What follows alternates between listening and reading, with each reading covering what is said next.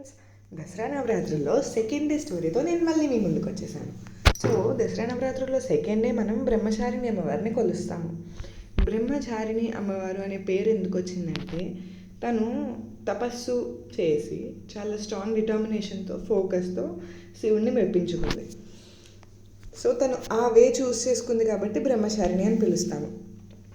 So మనం last వీడియోలో తెలుసుకున్నాం శైలపుత్రిగా అమ్మవారు ఎలా పుట్టారనేది.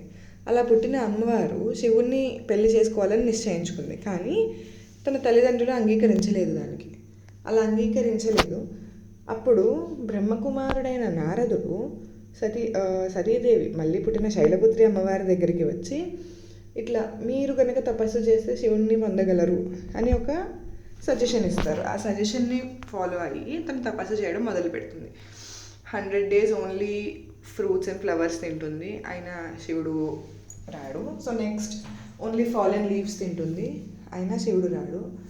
అట్లా తపస్సు చేస్తూ ఉండగా దాదాపు 3000 సంవత్సరాలు తపస్సు చేసిన తర్వాత ఆ పేరు ప్రఖ్యాతులు ప్రపంచమంతా మారుమోగి దేవతలకు తెలిసి బ్రహ్మదేవుడు వచ్చి తనను బ్లెస్ చేసి వెళ్తాడు. అయినా అలా తను కంటిన్యూ చేస్తూ ఉండగా ఈ విషయం శివుడికి తెలిసి తను ఆనందపడి తనని వైఫ్గా యాక్సెప్ట్ చేస్తాడు. సో అట్లా స్ట్రాంగ్ డిటర్మినేషన్ ఫోకస్తో చేస్తుంది కాబట్టి మనకి అమ్మవారు అది టీచ్ చేస్తుంది. మీరు ఏమన్నా పొందాలనుకుంటే డిటర్మినేషన్తో ఫోకస్తో ఉండండి, then you can achieve things అని. సో సెకండ్ డే మనం బ్రహ్మచారిణి అమ్మవారిని కొలుస్తాం. So next day will learn about third avatara చంద్రకంఠ.